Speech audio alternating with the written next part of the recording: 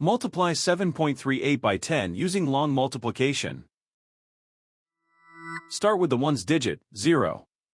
Multiplying by 0 makes this whole row 0. The first partial product is 0. Now use the tens digit, 1. Start one place to the left. 1 times 8 is 8. 1 times 3 is 3. 1 times 7 is 7. The second partial product is 7,380. Now add the partial products, working from right to left. In the ones column, 0 plus 0 is 0. In the tens column, 0 plus 8 is 8. In the hundreds column, 0 plus 3 is 3.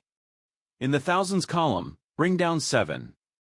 The whole negative number product is 7,380. Count the highlighted digits after each decimal point.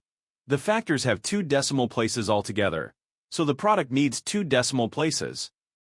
Place the decimal point 2 places from the right. 7,380 becomes 73.80. That is simply 73.8. So 7.38 times 10 is 73.8.